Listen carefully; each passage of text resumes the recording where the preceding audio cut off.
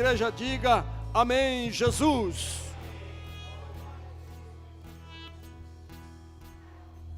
Graças a Deus que nos dá vitória em Cristo. A Bíblia diz que Ele não poupou nem mesmo o seu próprio Filho. Aleluia. Glória a Deus. Tem alguém nos visitando aqui? Dê um sinalzinho. Alfredo, Sueli, são bem-vindos. Amém.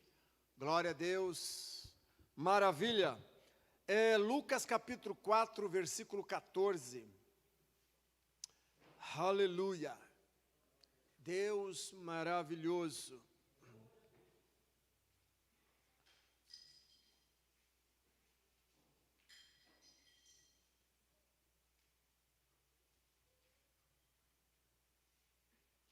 Glória a Deus. Lucas 4, 14. Diz assim a infalível, a perfeita, a santa palavra de Deus. Lucas 4, versículo 14. Então, Jesus no poder, algumas versões falam na plenitude do Espírito, regressou para a Galileia e a sua fama correu por toda a circunvizinhança. Essa fama, muito importante.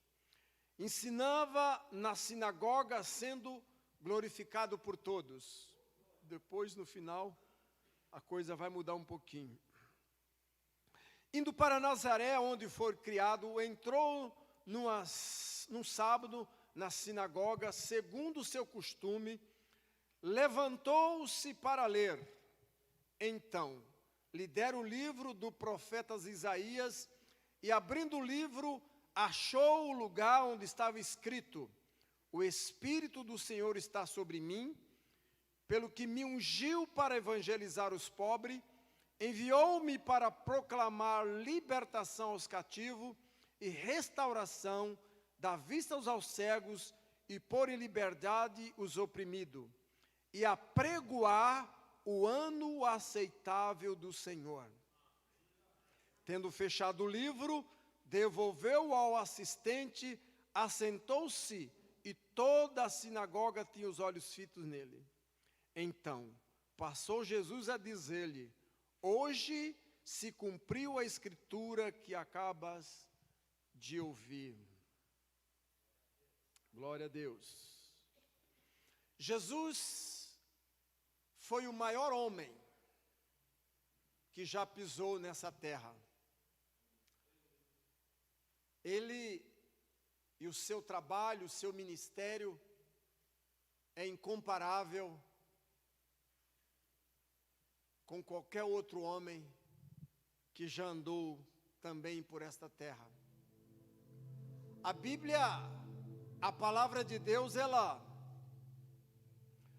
nos relata lá em Mateus capítulo 9, que Jesus, ele andava de cidade em cidade, andava aos vilarejos, os bairros, e a Bíblia diz que Jesus ensinava a palavra, ele pregava o Evangelho.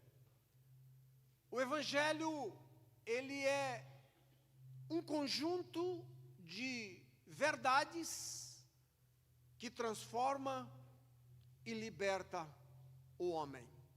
Eu não conheço, e provavelmente também não vou conhecer, nenhum homem, nem livros, nem qualquer outra escritura, onde vai mostrar que Deus amou o mundo de tal forma, amou as pessoas, não o sistema, que deu seu Filho unigênito para todo aquele que nele crer, não pereça, não morra, mas tenha a vida eterna. Jesus, ele foi e será o grande homem que já andou por essa terra. Ele era 100% homem e 100% Deus. Ele padeceu, mas a sua história permanece hoje e continua na lembrança de todos nós. Muitos já passaram por essa terra, homens famosos. Esses dias eu estava vendo um pedacinho de um vídeo bem antigo da Katharine Kuhlman, uma das grandes mulheres que andou por essa terra, uma mulher que tinha uma sensibilidade do Espírito Santo. T.L. Osborne e tanto outros, não é? Que passaram por essa terra e que fizeram grandes obras, grandes coisas. Mas Jesus sempre foi, será, e não tem outro que possa mudar aquilo que está escrito, porque a palavra de Deus, ela é viva e ela renova a cada dia, a cada manhã em nossos corações.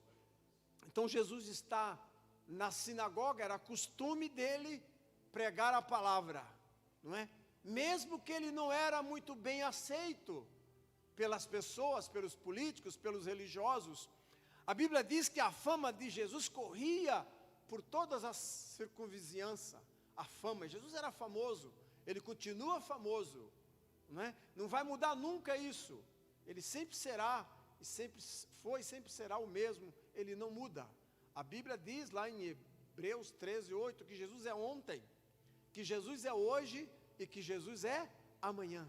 Ele não muda, ele é o mesmo e sempre será o mesmo.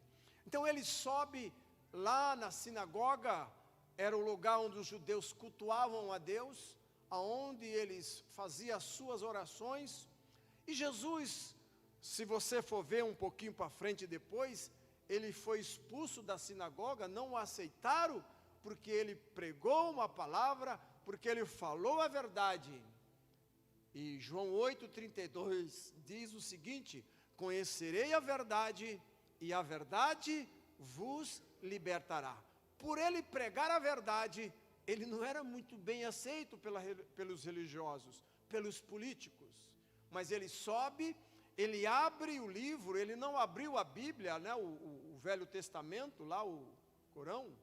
Ele não abriu lá escrito, ele pegou lá, abriu, falou, não, é aqui que eu vou abrir. Não, ele sabia onde ele ia abrir, ele abriu em Isaías 61, versículo 1 e 2. E ele usa as palavras do profeta Isaías para dizer que o Espírito do Senhor Jeová, do Senhor, está sobre mim.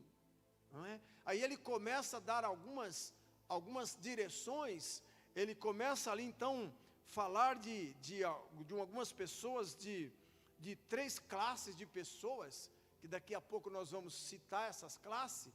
Então, só que ele, antes de iniciar o seu ministério, a Bíblia diz que ele foi para o deserto, ele jejuou lá 40 dias, ele inicia o seu ministério com jejum e oração, não é? Diante de uma aparência, que como pode Deus levar Jesus para ser tentado? Ele foi provado, ele estava iniciando o seu ministério, mas a Bíblia diz que ele saiu do deserto na plenitude do Espírito Santo. Ele saiu cheio do Espírito Santo, ele vai para a sinagoga, vai para a sua terra, onde nasceu, ele vai lá para cheio do Espírito, ele sobe, abre o livro e diz que o Espírito do Senhor Jeová está sobre mim.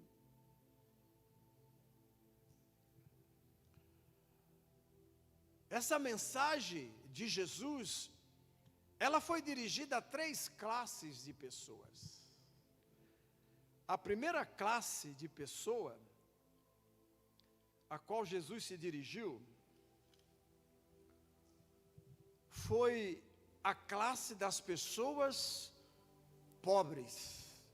Quando você vê escrita a palavra pobres, nós vamos entender que é uma pessoa que não tem recurso, é uma pessoa que não tem bens, é uma pessoa que não tem riqueza, mas nós não estamos falando apenas de coisas materiais.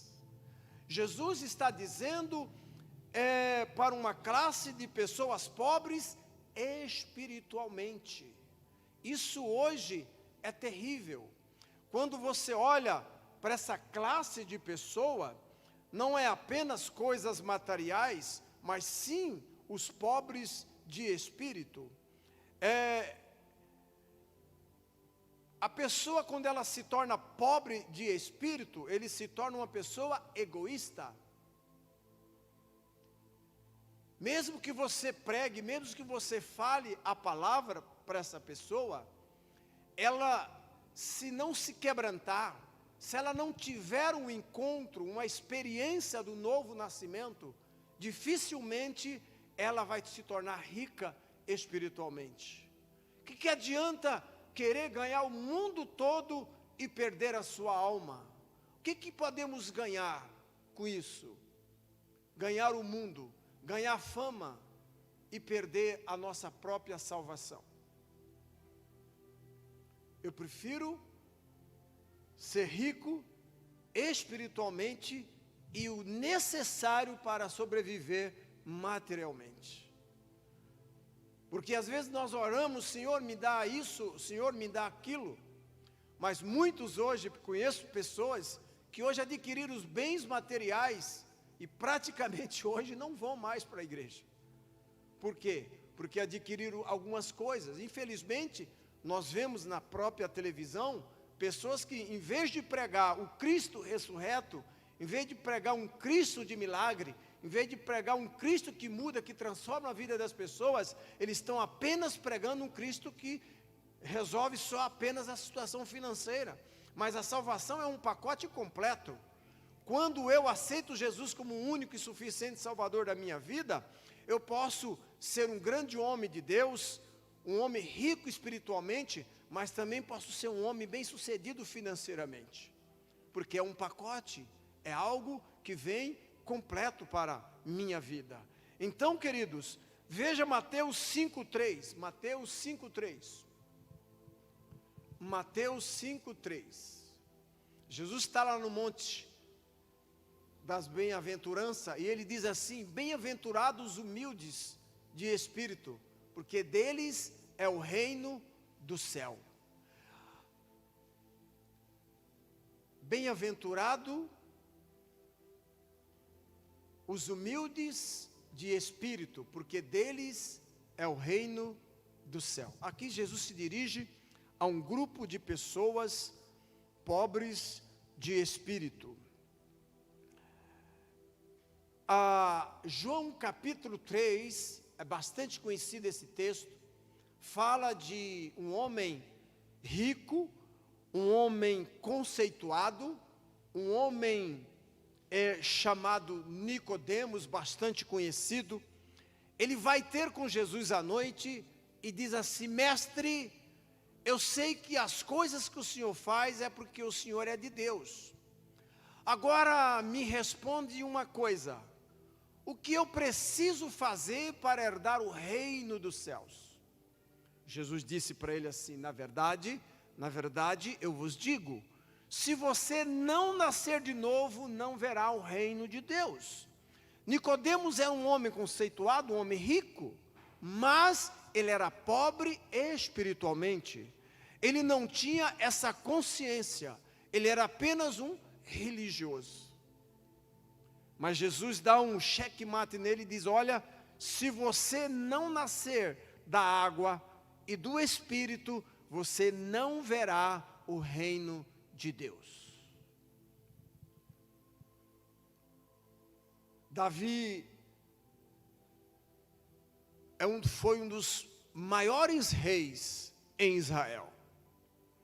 Esse homem, ele tem uma história que a Bíblia narra o lado negativo de Davi também, não só o lado positivo, o lado bom, mas ele coloca um lado negativo de Davi, porque nós precisamos aprender também com Davi. Mas no texto de Salmo 51, quando ele está ali após o pecado, após aquele erro fatal que ele teve ali com aquela mulher, ali no Salmo 51, versículo 17, ele diz: Senhor, o Senhor é um coração contrito, um coração quebrantado, o Senhor não rejeita.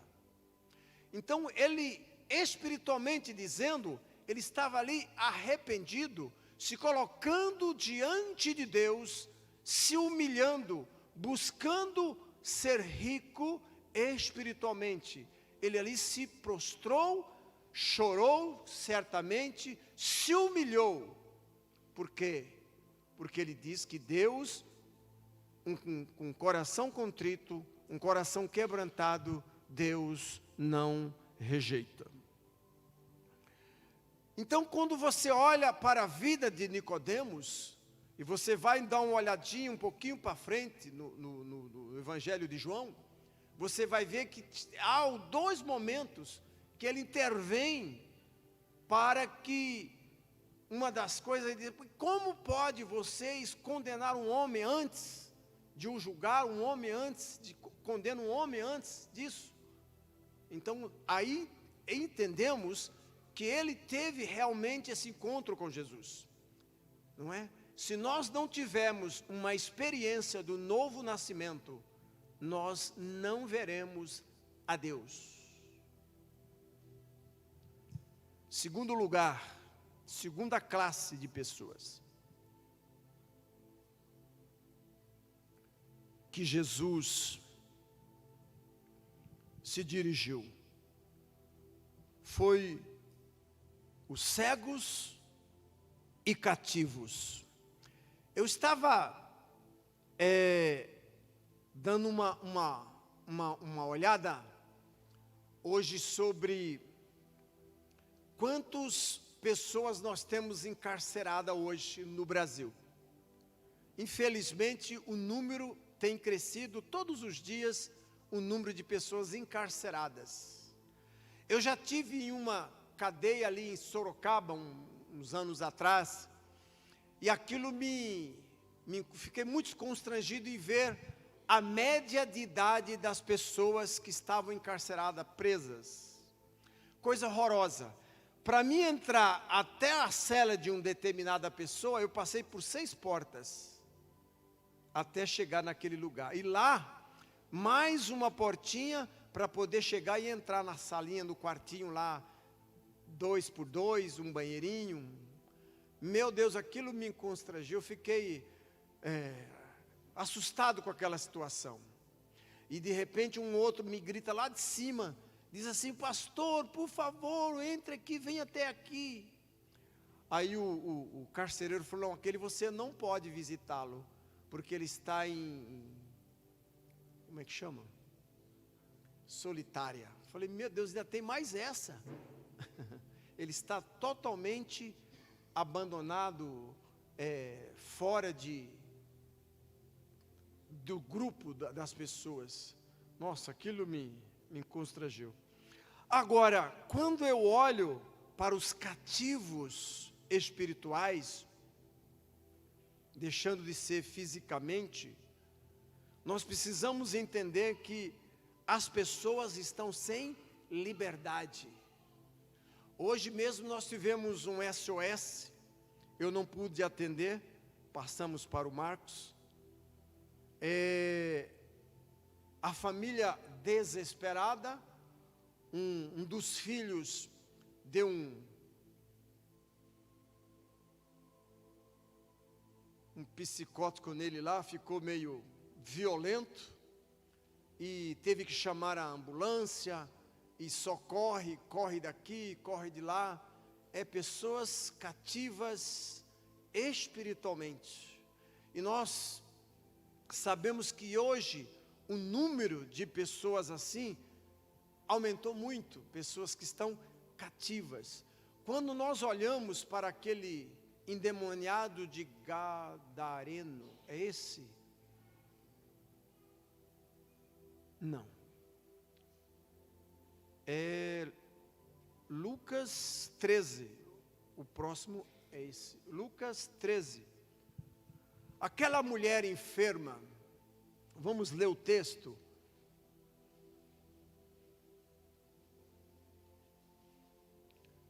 Lucas 13, versículo 10.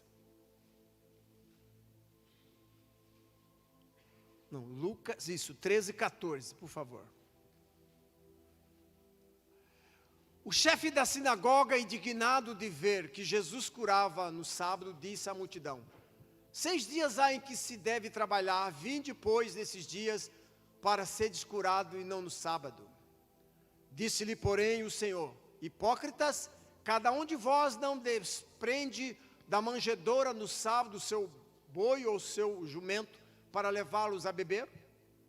Por que motivo não se devia livrar deste cativeiro em dia de sábado esta filha de Abraão, a quem Satanás trazia presa há 18 anos, 17? Tendo ele dito essas palavras, todos os seus adversários se envergonharam. Entretanto, o povo se alegrava por todos os gloriosos feitos que Jesus fazia. Aqui, Jesus está mais uma vez numa sinagoga, e ali aparece, aliás, Jesus entra na sinagoga, e a Bíblia diz que ele notou uma mulher que estava encurvada há vários anos. E aí alguém se levanta e diz: mas como o senhor pode fazer isso no sábado? Hoje não pode. Mas é interessante que a mulher podia também se levantar e dizer: não, mestre, hoje o senhor não pode me libertar porque hoje é sábado. Mas para Deus não existem dias específicos para sarar, para curar, para libertar, para restaurar pessoas. Não há dia específico. O nosso relógio é diferente do Senhor. O nosso dia é diferente dele. Mas essa mulher estava prisioneira há vários anos. Essa mulher não tinha liberdade. Ela estava encurvada. Ela estava cativa de uma entidade. Nós sabemos que hoje é muito sutil a opressão maligna na vida das pessoas. Se nós não aprendemos a buscar em Deus um discernimento, muitas vezes nós vamos deixar as pessoas cativas por às vezes não entender, não compreender, não discernir o que está agindo. É uma das coisas que eu tenho buscado do Senhor, quando conversar com alguém, quando estiver ministrando com alguém, dá-nos discernimento. Eu não posso chamar o irmão de demônio, nem um demônio de irmão. Eu preciso discernir. Eu preciso ter esse discernimento. Tão importante. E é uma guerra, quer ver?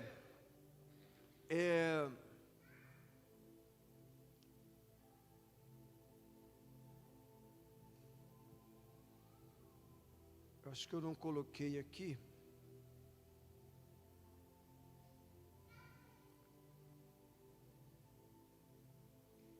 Lucas, não, 2 Coríntios capítulo 10, versículo 4. 2 Coríntios 10, 4 e 5. Porque as armas da nossa milícia, elas não são carnais, sim poderosas em Deus, para destruir fortaleza, anulando os sofismas. Toda altivez que se levanta contra o conhecimento de Deus, e levando cativo todo pensamento à obediência do Senhor Jesus Cristo. Jesus, ele veio para libertar os cativos. Essa é a mensagem, o tema nessa noite. Jesus veio para libertar os cativos. Há uma pesquisa que diz o seguinte: de cada 10 brasileiros, 8 sofrem de algum problema espiritual. E nós, praticamente todos os dias, conversamos com pessoas com problemas cativas, pessoas prisioneiras por demônios, por espíritos malignos, que são perturbadores. E se você não discerne, se você não tiver uma sensibilidade do Espírito Santo, você vai acabar deixando a pessoa na mesma forma que você chegou. Você não vai conseguir trabalhar na vida dessas pessoas. E a terceira classe de pessoas são aqueles que são oprimidos. O que é oprimido? É uma pressão. E essa pressão, nós podemos, agora sim, levar lá para Marcos capítulo 5, versículo 4 e 7. A terceira classe de pessoas a qual Jesus se dirigiu são os oprimidos. 2 Coríntios 10, oh meu Deus, Marcos 5, 4 e 7. Marcos 4, 5 e 7.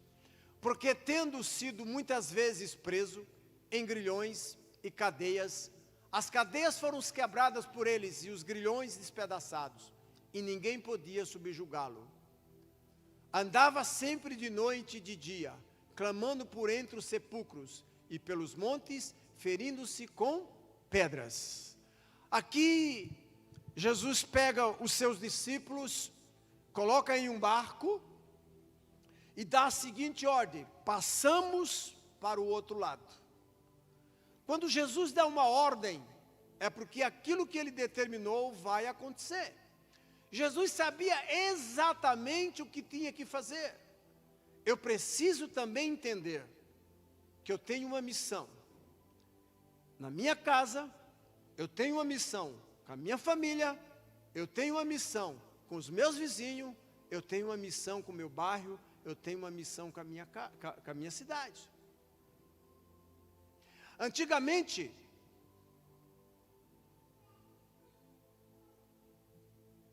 quando as pessoas tinham alguns problemas, eles buscavam um benzedor, ia no centro, ia no lugar, ia no outro, para resolver a situação.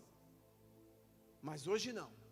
Hoje, quando acontece algo como aconteceu hoje, primeiras coisas que as pessoas lembram: vai buscar um pastor, vai buscar um presbítero, vai buscar um crente, não é?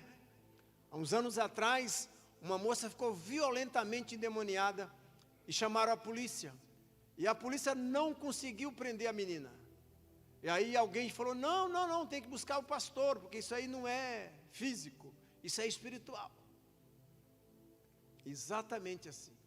Hoje nós somos vistos, antigamente era visto como povinho de Deus, mas hoje nós eles têm visto para nós como uma verdadeira nação, aonde nós podemos mudar uma situação, onde podemos mudar uma cidade, podemos mudar um bairro, podemos mudar uma casa, podemos mudar uma rua, porque o Espírito do Senhor Jeová está sobre ti, está sobre mim. Amém? Hoje, antigamente as pessoas entravam numa casa e falavam: nossa, eu estou todo arrepiado, ou arrupiado, como diz os nordestinos. Mas hoje é o contrário. Quando você for fazer uma visita, vai numa casa, e quem tem que ficar arrupiado é o demônio, não é você. Porque o que está com você é maior, não é? Olhe para o seu vizinho e diga assim: quando o maior chega, o menor tem que sair. Estou todo arrepiado. O Pedro chegou, tem que ir embora. Não é assim, Pedro? Não é assim? Chegou aqui, chegou alguém. Chegou o pessoal do livro preto, não é? Chegou o pessoal do livro preto, tem que ir embora, não tem jeito. Então, querido, tem muitos hoje assim nessa prisão. E esse homem, a qual Marcos fala, Jesus deu uma ordem e disse: vamos para o outro lado. Jesus sabia o que tinha que fazer. E em meio o trajeto levantou uma tempestade. Aí você sabe que tem o dedinho do diabo ali. Jesus tem controle sobre a natureza, não é? Os discípulos: mestre, o Senhor não se importa que perecemos? Claro que Jesus se importa conosco, Ele se importa sim. Ele levanta, acalma a tempestade, tudo volta ao seu normal. Mas Ele tinha um objetivo, Ele tinha que ir lá até onde estava esse homem, esse endemoniado de Gadareno, que estava oprimido por vários demônios. Ele era um cartão postal negativo da cidade de Gadara. E essas pessoas, quando estão oprimidas, elas ficam agressivas e violentas. Não sei se já tiveram essa oportunidade. Experimente pegar um animal, um cachorro, o pessoal fala acuado, um cachorro acuado, e tente mexer com ele para você ver. Pega uma galinha choca, por exemplo, cheia de pintinho. Tente mexer com ela para ver o que você vai acontecer. Ela vai correr atrás de você, se você, não é? E Jesus chegou para Jerusalém, Jerusalém. Quantas vezes quis colocar vocês debaixo das minhas asas, como a galinha coloca os pintinhos, vocês não quiseram. Imagina o cuidado, o zelo que o Senhor tem por nós. E agora, querido, fechando aqui, vamos aplicar Lucas 4, 19 a 21. Lucas 4, 19 a 21. Jesus liberta esse homem. A história é muito linda. Depois ele quer acompanhar Jesus e o discípulo. Jesus não permite. Manda ele voltar para casa. Volta para a tua casa. Mostra lá para os seus familiares. Mostra para as pessoas quanto Deus fez por você. Apregoar o ano aceitável do Senhor. 20. Tendo fechado o livro, devolveu ao assistente e assentou-se em. E todos na sinagoga tinham os olhos fitos nele. 21. Então passou Jesus a dizer-lhe: hoje se cumpriu a escritura que acabais de ouvir. Resumindo, todo esse tipo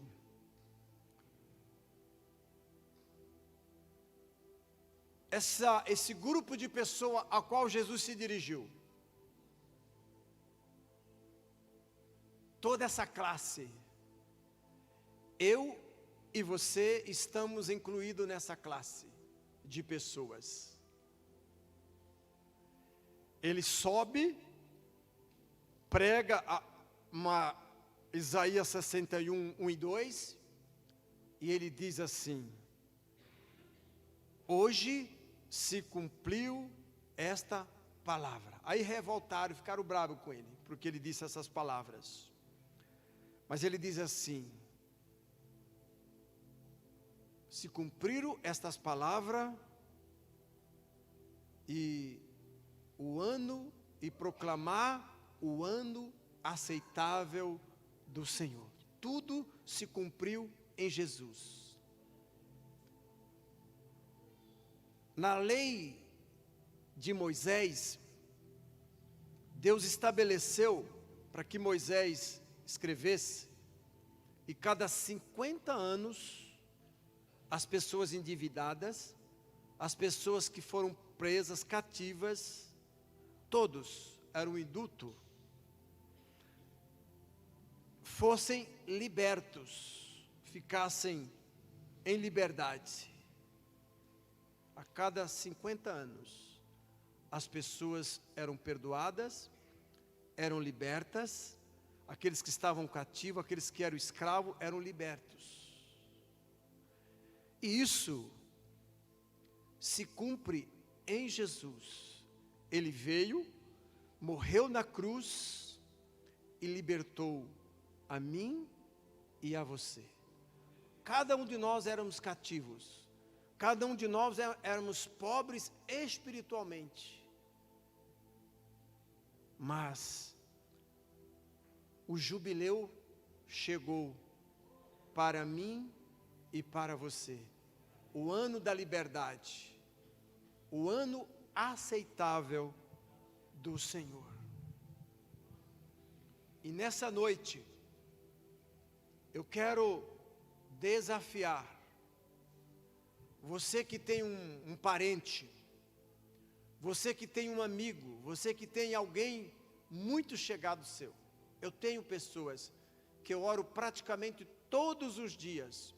Eu estou orando por um casal, ele é muito conhecido na cidade, não vou falar o nome, família bem sucedida, e ele é um homem assim muito bacana, muito legal, ele